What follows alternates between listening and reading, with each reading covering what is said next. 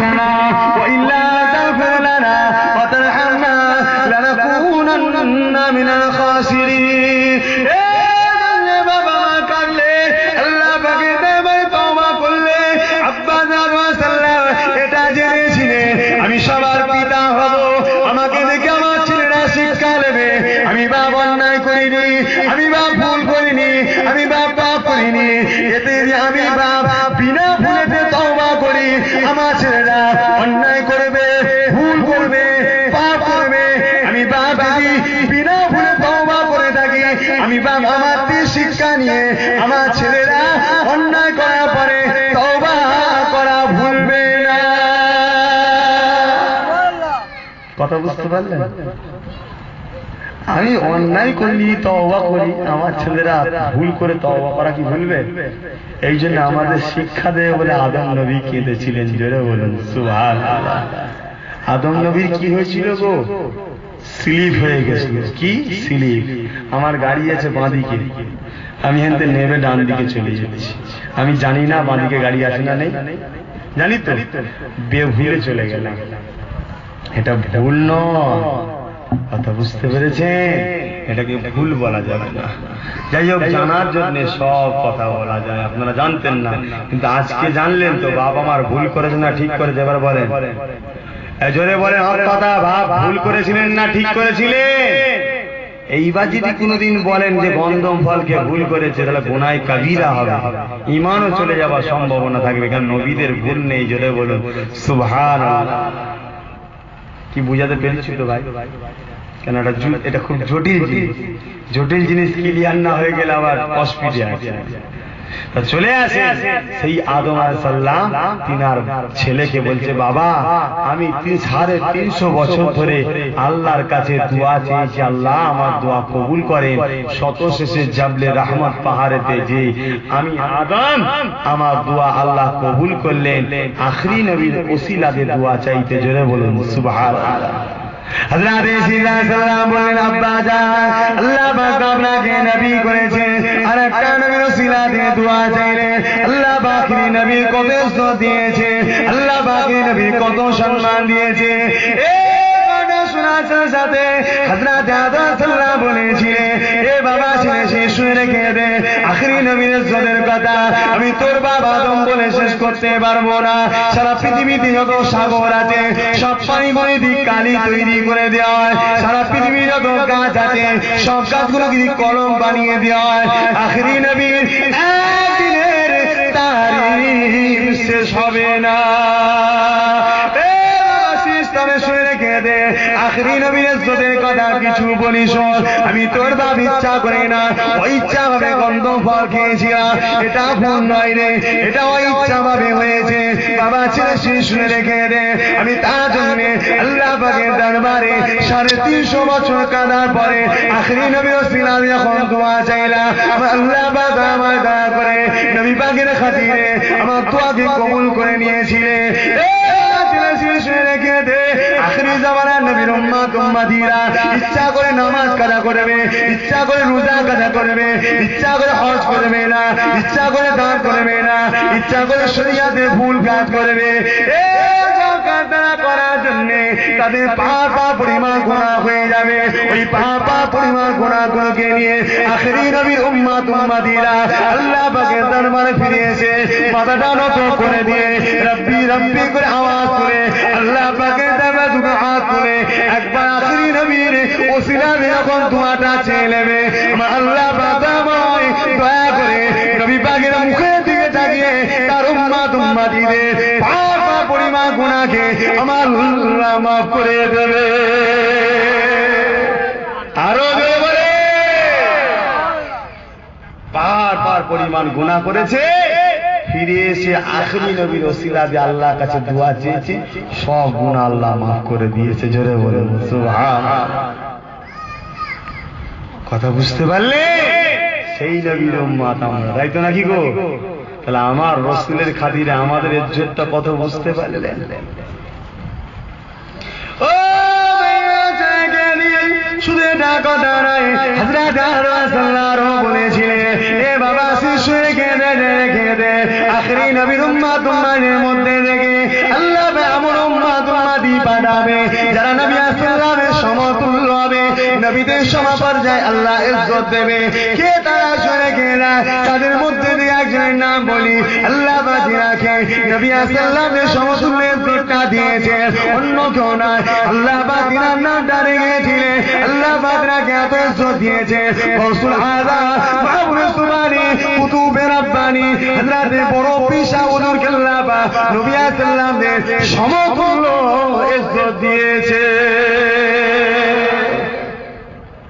হযরত ঈসা নবীর নাম শুনেছেন?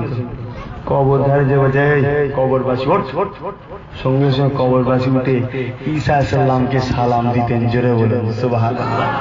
পিরানে পীর গৌস পাক কবরের ধারে যে বলছে কবরবাসী উঠে পিরানে পীরকে সালাম দিচ্ছে, জোরে বলেন সুবহানাল্লাহ।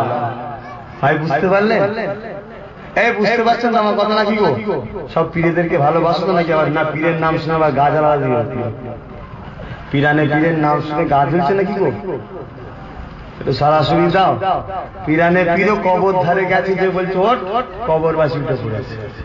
তবে একটা ডিফারেন্স থাকবে, নবী অলির মধ্যে একটা পার্থক্য, অলিরা কোনদিন নবী হতে পারবে না, পারবে না, পারবে না। একটা ডিফারেন্স থাকবে, সেটা হচ্ছে কি নবুয়াত তারা পাবে। এ মানুষ আল্লাহর কাছে বানিয়েছে, যাদের ইজ্জত আল্লাহ নবী সাল্লামের সমতুল্য করেছে। এই যশোরে কে যাদের কে না হযরত খাজা বাবা গরিব নওয়াজ আজমি রাহমাতুল্লাহ হুজুরকে আল্লাহ নবী সাল্লামের সমতুল্য করেছে। ও নজরের আসরে কে না হযরত মুজাদ্দিদ বেসানিকে আল্লাহ নবী সাল্লামের সমতুল্য করেছে। হযরত মুজাদ্দিদ বেসানির দরবারে একটা মানুষ দীর্ঘ 30 বছর থাকতো, একদিন মনের দুঃখে বিদায় নিয়ে চলে যাচ্ছে, কারণ পীরের কোনো কারামতি দেখতে পাই না, এই জন্য বিদায় নিয়ে চলে যাচ্ছে। হযরত মুজাদ্দিদ বেসানি জিজ্ঞাসা করেছিলেন, এ বাবা মনে চলে রেখে দে, কেন তুমি আমার দরবারে বিদায় নিয়ে চলে যাচ্ছ? কেন চলে যাচ্ছ? আমার কথা বুঝতে পারছেন তো? মাইকের না কি বলছি, কেন চলে যাচ্ছ? হুজুর আপনার দরবারে 30 বছর আছে, আমি কারামত দেখতে পাইনি। ওই একটা পাশে আল্লাহ ওলি দেখেছি, ওই আল্লাহর ওলিটার একটা কারামত দেখেছি, ওখানে যাচ্ছি আমি ওনার কাছে। কি বলছি বুঝতে পারছেন? ওনার কাছে যে মুরিদ হবে। হযরতে মুজাদ্দিদ আল বেসানি হুজুর বলছে, তুই কারামতি দেখতে এসেছিস? কারামতিটা কি ওলিদের শর্ত ভাই? এই ওলিদের শর্ত নেই কারামতি দেখা থাক না, এটা শর্ত নয়।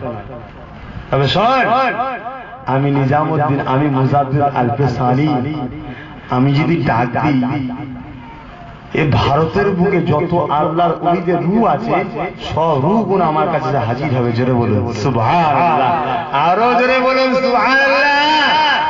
তবে কারামতি কি দেখবি রে? আল্লাহ পাক নবী সাল্লামের সমতুল্য দরজা দিয়েছে। আর একজন ব্যক্তিকে আল্লাহ বেসরটা দিয়েছে, শুনে রেখে দাও, অন্য কেউ নাই গো, যাকে আমরা ঘরের মানুষ পেয়ে গেছি। হযরত মুজাদ্দিদুল জামা কুতুবুল আলা আমিরুশ শরিয়াহ হযরত পীর আবু বকর দাদা হুজুর পীর কেবলাকে আল্লাহ পাক নবী সাল্লামের সমতুল্য দরজা দিয়েছে। এই একটা জিনিস পার্থক্য আছে, কি নবীদের সঙ্গে? নবুয়াতটা নাই। সব ক্ষমতা আল্লাহ নবীদের দিয়েছে। নবীদের যা ক্ষমতা ছিল সব ক্ষমতা আল্লাহ জমানার মুজাদ্দিদের ঘরে দেয়। এই যে কজনের নাম বলে এরা সব মুজাদ্দিদ ছিল, এক এক পিরিয়ডের মুজাদ্দিদ। কথা বুঝতে পেরেছেন? আদম আলাইহিস সালাম তিনার ছেলেকে শোনাচ্ছে। এই জিনিসটা আজকে ভেঙে দেবো, এই যে ক্ষমতা দেয় না দেয় না একটু ভেঙে দিই। হযরত মুসা নবী তওরাত কিতাব পড়ছে, তওরাত কিতাবের মধ্যে ঠিক এই কথাটা লেখা আছে যে আমার হাবিবের উম্মতদের মধ্যে একদল উম্মত হবে যারা নবী সাল্লাল্লাহু সমতুল্য ক্ষমতা রাখবে। এই হচ্ছে নবীদের মধ্যে রাগী কে ছিল ভাই? এ বলো না গো, মুসা নবী জান কবজ করতেছে, এক চর মেরে চোখ বার করে দিয়েছিল। কথা বুঝতে পেরেছেন? এত রাগী নবী ছিল। তা মুসা নবী এটা দেখে বড় চিন্তায় পড়ে গেল, এটা কি করে হতে পারে? আমি একটা নবী আর একটা নবীর উম্মতে আমাদের সমতুল্য হবে, এটা মেনে নিয়ে যাবে। তা তুর পাহাড়ে গেছে আল্লাহর সঙ্গে কথা বলবে। আল্লাহ এটা কি করে হতে পারে? আল্লাহ বলছে পরীক্ষা করবি? বলছে হ্যাঁ আল্লাহ পরীক্ষা করবি। দাঁড়া রূপ পাঠাচ্ছে। আল্লাহ রুহের মাকামে যে বলছে আমার আখিরি জামানার নবীর উম্মত, তুমি যাও, আমার নবী মুসা তোমাকে পরীক্ষা করবে। একটা আলো আকারে মুসা নবীর মাথার উপর ঘুরছে। এমনি মুসা নবী আয়াতটা পুরো টেনশনে আছে, মন মেজাজ এমনি গরম হয়ে আছে, মাথার উপরে আলো ঘুরছে। কে ঘুরছিস তোর নাম কি? ওই আলোটার ভেতর থেকে আওয়াজ এসছে, আসসালামু আলাইকা ইয়া মুসা কালিমুল্লাহ। জোরে বলুন সুবহানাল্লাহ। সালাম দিলেন, মুসা নবী উত্তর দিলেন।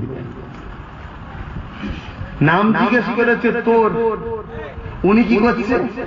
উনার সেই পূর্বপুরুষ 17 গোষ্ঠী থেকে নাম বলছে একটা পর একটা। আমার 17 গোষ্ঠীর দাদুর নাম এই, 16 গোষ্ঠীর দাদুর নাম এই, 15 গোষ্ঠীর দাদুর নাম এই। রাখবে না রাখবে না মুসা নবী? মুসা নবী রেগে গেছে, তোকে আমি তোর নাম জিজ্ঞেস করছি, তুই আমাকে তো 17 গোষ্ঠীর নাম শোনাচ্ছিস কেন? ওই আওয়াজ হয়েছিল, ও হযরত মুসা নবী বেয়াদবি নেবেন না। হুজুর আমি আপনাকে একটা কথা জিজ্ঞাসা করতে পারি? হ্যাঁ বলছি, কথা জিজ্ঞাসা করবি। ওই সে রুহটা বলেছিলে, ও হযরত মুসা নবী রে, আল্লাহ যখন আপনাকে জিজ্ঞাসা করেছিল, এ মুসা তোমার হাতে কি? জানেন তো কথা? আল্লাহ পাক মুসা নবীকে জিজ্ঞেস করেছিল মুসাদের হাতে কি? হাতে একটা লাঠি ছিল, আশা। হযরত মুসা নবী আপনাকে আল্লাহ জিজ্ঞাসা করেছিল, এ মুসা নবী তোমার হাতে কি? আপনি তখন এক কথায় বলে দিতে পারতেন, এটা হলো আশা, এটা হলো লাঠি। এটা আপনি না বলে ওই লাঠির ব্যাখ্যা করছিলেন, আমি গাছের ডাল ভেঙে ছাগলকে খাওয়াই, এটা ছেড়ে দিলে সাপ হয়, এটা ছেড়ে দিলে বড় বড় সাপকে ধরে রায়। ও হযরত মুসা নবী বেয়াদবি নেবেন না। কেন আপনি প্রশংসাটা করতেছিলেন? আপনি লাঠির তারিফ কেন করতেছিলেন? এই জন্যই করতেছিলেন, যতক্ষণ পর্যন্ত না আপনি লাঠি নামটা না বলবেন, ততক্ষণ পর্যন্ত আল্লাহ পাকের সঙ্গে আপনার কথা হবে। ও হযরত নবী মুসা রে, আমি হলো আখিরি জামানার নবীর উম্মত, আপনার অনেক পরে আসবো।